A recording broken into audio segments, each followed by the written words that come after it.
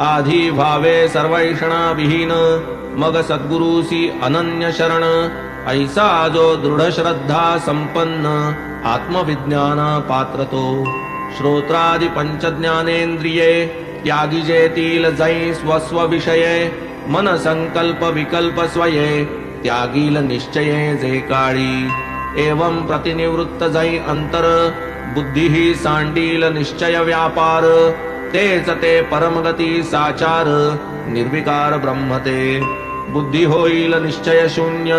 चित्त ही जै पावेल चैतन्य तैच तोच एक न तदन्य आत्म्या ते धन्य जाणील होता विषयापासून विन्मुख होतील इंद्रिये आत्मोन्मुख तेव्हाच प्रकटेल निज सुख इतर सर्व असुख ते जे विषय विकार प्रच्छन्न अतिसूक्ष्म दुर्दर्श आत्मज्ञान परमानंद प्राप्तीचे साधन अतिगहन आकळाया हिरण्यगर्भपदापर्यंत इहा मूत्र विषयी विरक्त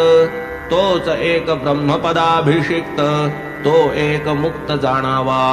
चित्तास विषयापासून हळूहळू माघवते फिरवून आत्मरूपी स्थिर करून आत्मज्ञान जोडावे इहा मूत्र फळ भोग विराग हर्ष शोकादि द्वंद्व त्याग बुद्धिमंतासीच हा भोग अध्यात्मयोग तो हाची आधिदैवाध्यात्माधिभौतिकी निखिल वडवानल ज्वालादिकी संतप्त संसारार्णवोदकी कोण की सुखी असेल तेणे भावया निज समुद्धरण भावे साई प्रसाद संपन्न करावे तच्चरित्रावलोकन श्रवण मनन सादरे हे श्री साईनाथ चरित्र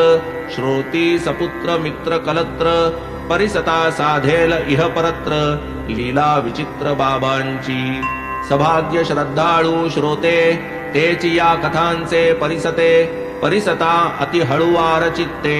शांतते येते शांतता या कथा निस्यंद निर्झरे कर्मा कर्म लवण विरे श्रवणद्वारे नयनी शिरे रूप साजिरे साईंचे चरित्र श्रवणे पातका ऱ्हास चरित्र श्रवणे काळावरी कास चरित्र श्रवणे परमोल्हास